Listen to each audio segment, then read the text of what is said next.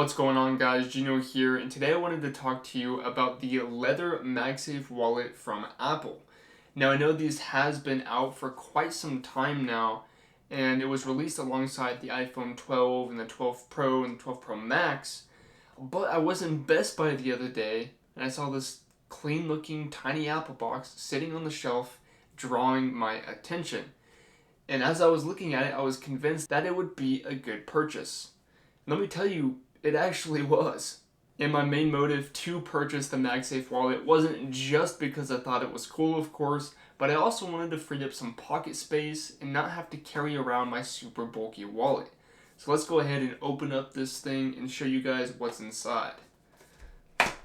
Force this open, and right away, after we open it, you can see the Leather MagSafe wallet. I got the black color, but there is additional colors which we will talk about later on. And right behind the wallet is some Apple instructions. As you can see, just your typical Apple stuff. No Apple stickers. And here is the wallet itself. Now, as you can see, there's a little oval-shaped hole on the back, along with the big magnet on the back here. And this oval-shaped hole actually allows you to slide out the card, just like that. And this is a kind of like a test card that Apple included, which is really nice. And they kind of show you how to use it. So you just pop it in, and then you can use the hole on the back to slide the card out, just like that. And as you can see here with my Apple card, it is really easy to pop it out of the wallet thanks to the hole in the back. Now, on Apple's website, they do say that the MagSafe wallet can hold up to 3 cards at a time, which is doable, but I honestly prefer to only have 1 or 2 cards in here at a time because it's much more simple. And the reason I say this is because if you're at a store, it's a little bit more of a hassle to slide out like 3 cards at a time versus just 1 or 2 cards that you can just pop out real quick and use it to pay for something. And honestly, for you and I, if you're an iOS user, which is probably the only reason you would buy this wallet in the first place, we can get away with just having maybe an ID and 1 backup card in this wallet because all of our other cards can be on Apple Pay, which probably more than 90% of places accept these days. This is what I do personally, and I have all of my cards on Apple Pay except for my ID and maybe a backup card that I'll keep in here if there's ever a place that for some reason doesn't accept Apple Pay. I think this is a great system because I don't have to carry around my bulky wallet, and I can just pop this onto the back of my phone and I'm good to go.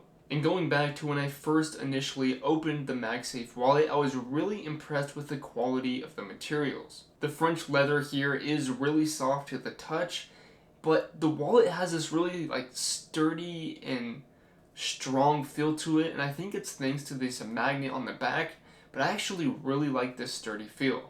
And this gives me peace of mind that the MagSafe wallet is going to last me a really long time. And honestly, even the stitching on the sides here is impeccable. Now, in terms of the color options, there is quite a few. I personally love the look of this black leather here, but you can go with 4 additional colors if you want on Apple's website, including the Baltic blue, which I was thinking about getting because that one is a really, really cool color. And in terms of the magnet attachment, some people have been asking if it ever disconnects from my phone while I'm trying to put it in my pocket, and I haven't had any issues with it disconnecting at all. The only way I can see this happen is if you have super tight pants for whatever reason, and you were in a big rush and you try to shove your phone in your pocket, then maybe it can get caught in your pocket and pop off.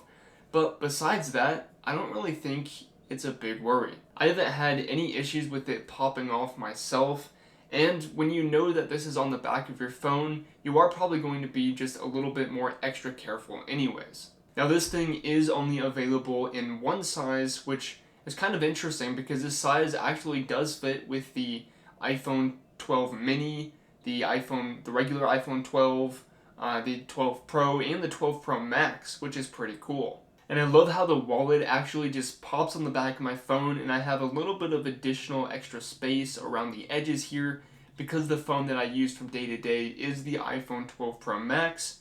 But if you have a iPhone 12 Pro or an iPhone 12 or even the 12 mini, it'll still work with this wallet, but it will be kind of a tighter fit. In terms of the overall feel of the wallet on my phone, it does feel a little heavier, but honestly, the grip is actually almost improved because of the rounded edges of the wallet. And I actually don't mind it at all. I can do everything I usually do with my phone, text, play games, all of that kind of stuff. And this might sound a little strange, but I almost prefer having it on the back of my phone because it gives it that extra little weight, and I just feel like I'm not going to drop my phone as easily, which may sound kind of strange, but that's just the way it feels for me. Of course, the feel of the wallet on the back of your phone will depend on the person, so you may have a different opinion than I do, but for me, it's no big deal at all. And talking more about the magnet here, it's pretty much the perfect strength. It's not too weak so that the wallet's always going to pop off of your phone all the time, but it's also not too strong where you can't easily just take it off and use the little oval hole in the back to slide out one of your cards. So I think that's a really good design that Apple has made. And I am really happy that Apple thought this through because even though it's meant to attach to your phone, like I said already, you can easily just pop it off and slide out any of your cards and then pop it on real quick.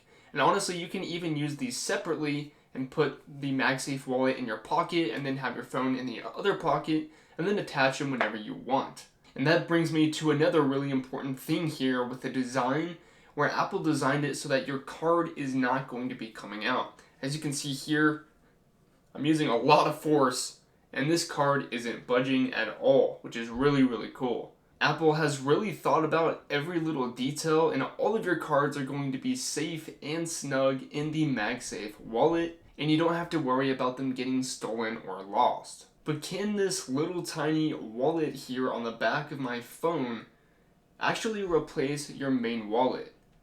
Well, it kind of depends how you look at it.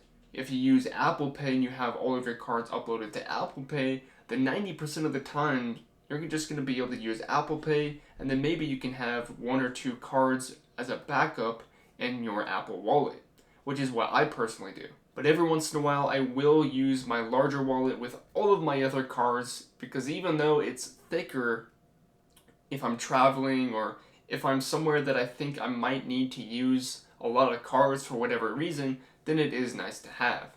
But 90% of the time, I don't need that, so this works great. And it's just really nice because it saves my pocket some space and it improves functionality at the same time. For $59, I am really happy with what the MagSafe leather wallet has to offer, and I can justify its price too. It saves me pocket space, it's built incredibly well, it's really functional, and I know it's going to last a long time, and for only $59, that's cheaper than a lot of the other wallets out there today.